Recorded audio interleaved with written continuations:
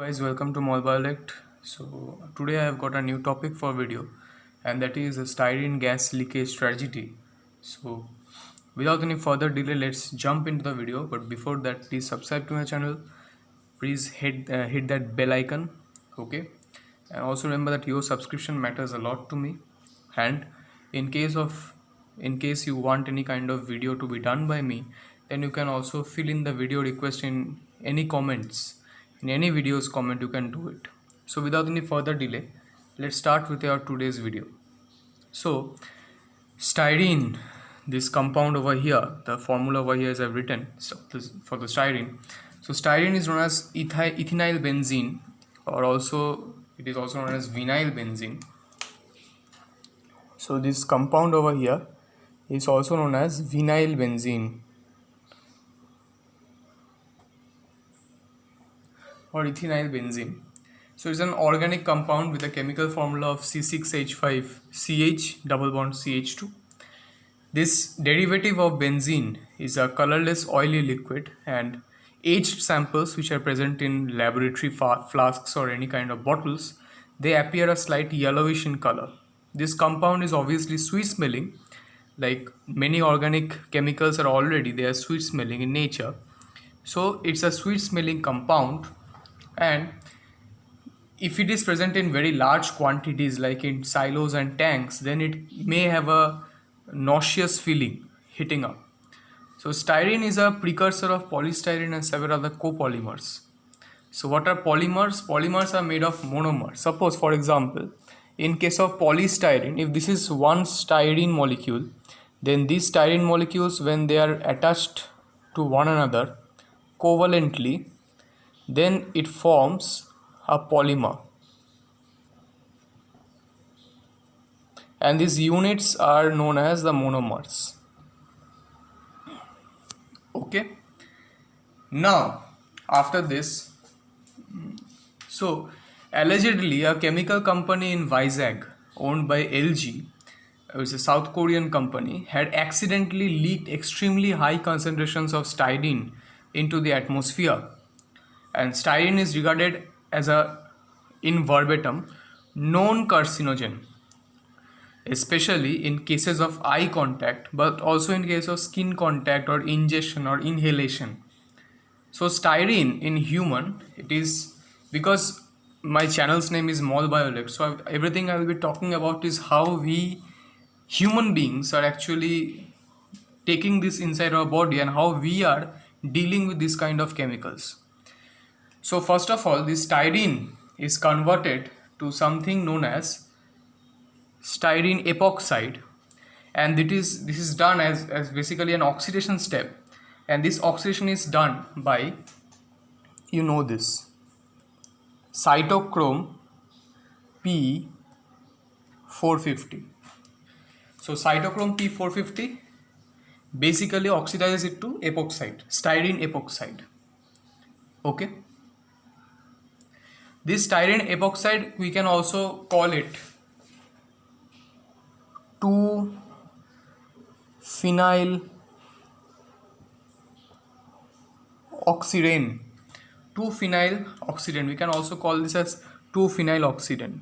Okay, now this styrene epoxide, which is converted to 2-phenyl oxidane, is one thing, but sometimes it can also be converted to something known as styrene oxide, which is considered toxic, mutagenic, and it may be deemed carcinogenic. Styrene oxide is then converted to styrene glycol. Okay, so this styrene epoxide I'm talking about is converted to styrene glycol. Okay, that oxide and epoxide are basically same thing I'm talking about. So that styrene epoxide is converted to styrene glycol, and this is done with the help of enzyme which is known as epoxide hydrolase.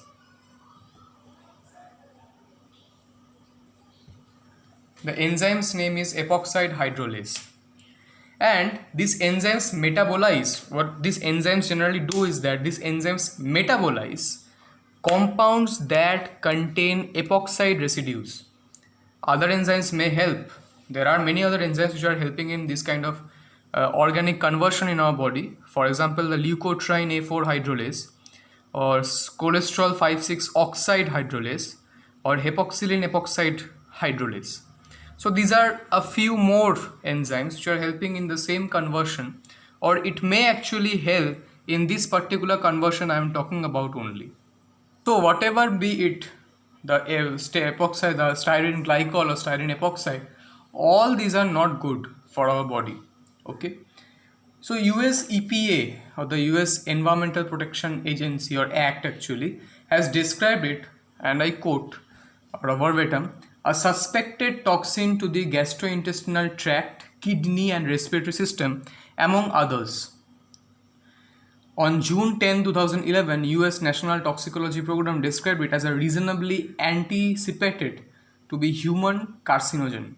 Although there was biasness to this report and many studies conducted contradicted it, although studies mostly supported the association of styrene to degenerative disorder and pancreatic cancers. And these pancreatic cancers are very much prevalent with the workers in the factory. Those who work in the factory, the stick figure, if he is working in the factory, he is very much prone to this kind of pancreatic cancers, and also in some cases human lymphoma. Okay, lymphomas or blood lymphomas. Okay, so next is, so there was biasness in the report.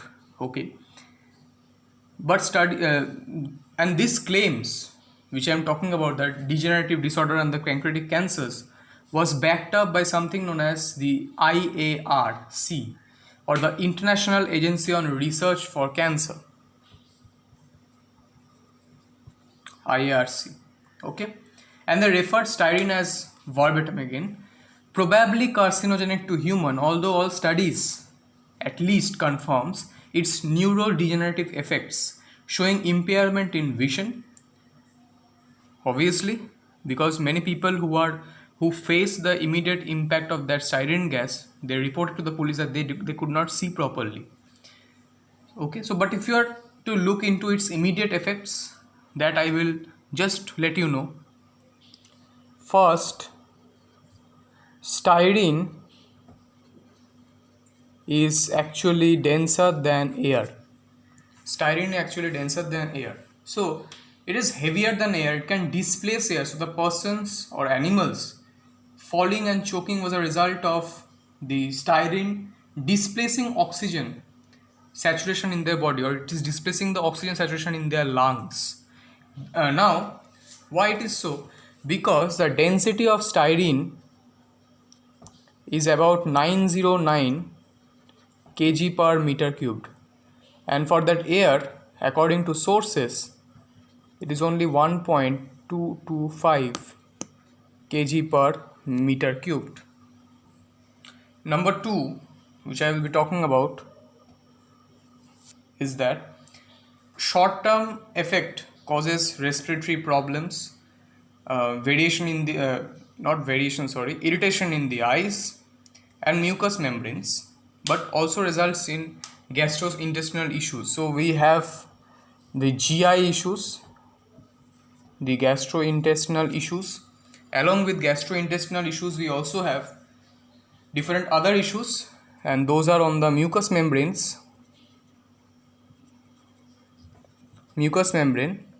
of eyes and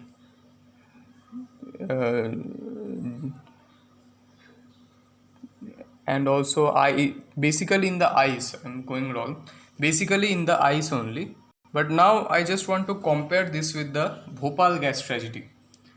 So there is, although not so much lethality like the Bhopal gas tragedy, simply because Bhopal gas tragedy killed many, first thing. And the third thing which I am going to talk about is that the lethality of the styrene, there is lethality for every kind of drugs and products. So for styrene it is 700 ppm. So 700 ppm is a very high amount. But in case of Bhopal gas tragedy, the gas name was MIC, or methyl isothiocyanate. It was only 3 ppm. 3 ppm was enough to kill you. But in case of styrene, it is 700 ppm. So basically it is somewhat less lethal, like obviously less lethal than MIC. But as a long-term effect of MIC, I am just going to say this: gynecological problems, respiratory issues, elevated birth defects, and also elevated rates of cancers and also tuberculosis. It was for MIC over here. But in case of styrene, the long-term effects we are thinking we may see is that headache, first of all, because it affects CNS. Okay, so there are some chances of neurodegeneration, but also we have the headache thing. CNS is affected, and also there is increased risk of leukemia.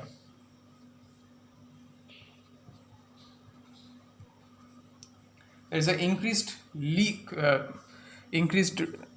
probability of leukemia. Okay, or also blood lymphomas, like I've already said.